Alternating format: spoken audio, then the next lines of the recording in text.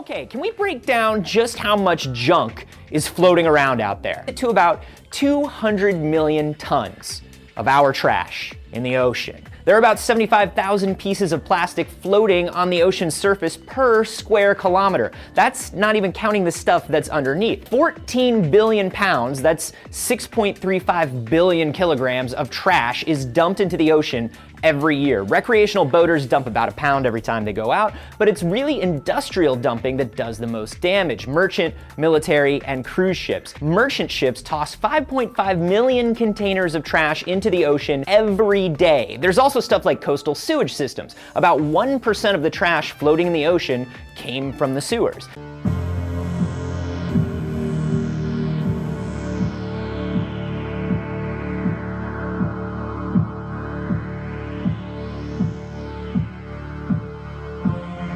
The plastic floats around out there for, well, functionally for as long as we've had plastic. It takes about 500 to 1,000 years for plastic to photodegrade in the sunlight completely, and for that whole time, it's just breaking apart into smaller and smaller pieces that are floating around out there. And gyres have been carrying man-made trash all over, even washing plastic bags and other stuff up in Antarctica. And some of it has collected together, building solid hunks of trash over time. The Great Pacific Garbage Patch is a large system of floating trash islands, some of them as large as the deck of a sailboat, and the total size is estimated to be anywhere from 700,000 to 15 million square kilometers. So anywhere from 0.5 to 8.1% of the total surface area of the Pacific Ocean.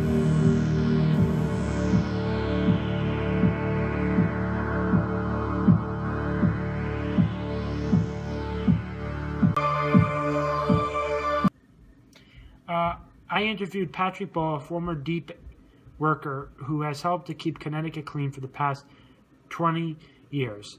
Through an email I sent with some questions, here's his response. I said, what is your stance on land and water contamination within the Connecticut community?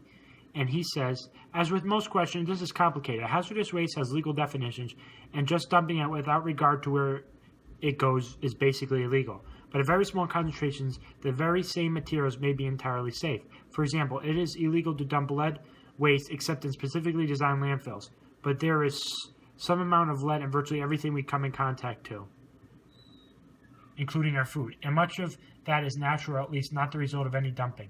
We cause cleanups of residential soil at levels above 400 ppm, while it is safe for residents to have up to 400 in their soils around their homes. Water contamination is also something that is generally bad, but it is concentration dependent. One of the biggest sources of water contamination these days is not industry, but rather our sewage plants. They are essential to keep our waterways clean and safe, but as more and more people use them, the concentrations of pollutants like nitrogen and phosphorus are becoming very important to remove. 50 years ago, the small volumes of sewage were treated and they released the nitrogen and phosphorus in the harbors in the Sound. These days, there is so much more sewage that there is more nitrogen and phosphorus. These nutrients badly impact the rivers in the Sound, but taking the pollutants out of the water, millions of gallons per day, is very expensive and difficult, but it needs to be done. Number 2, if harmful waste were to show up in your backyard or water supply, what legal actions would you take?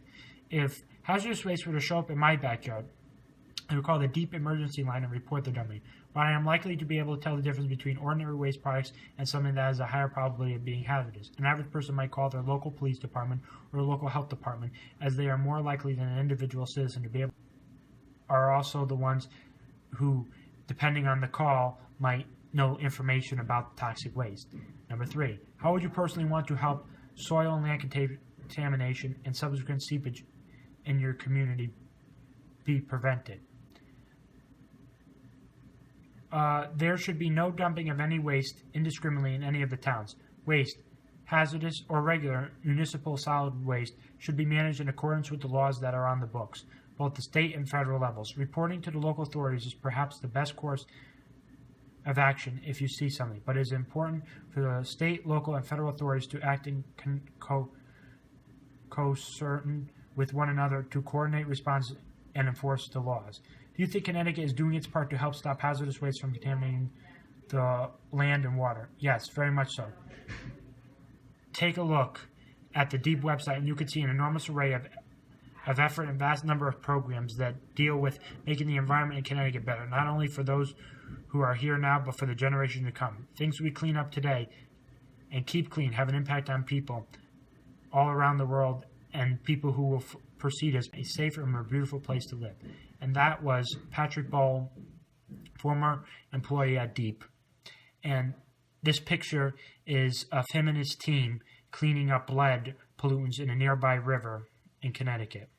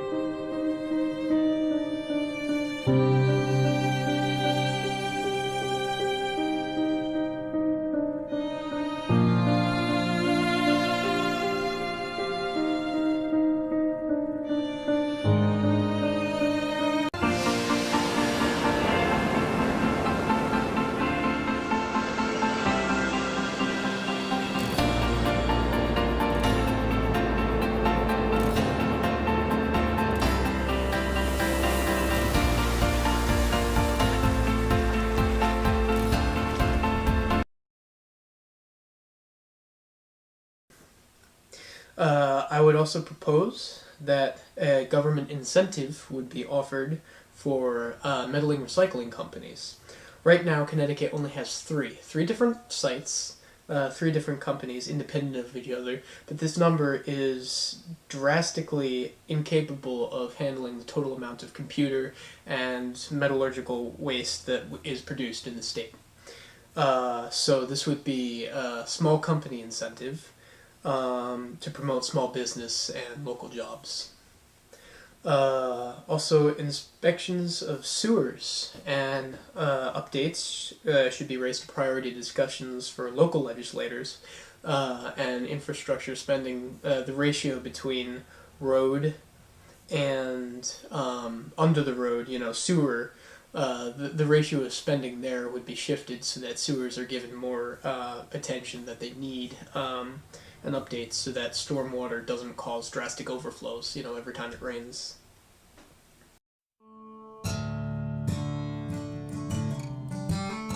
Every year, more than 1 billion gallons of stormwater and sewage overflow into the Park and Connecticut rivers.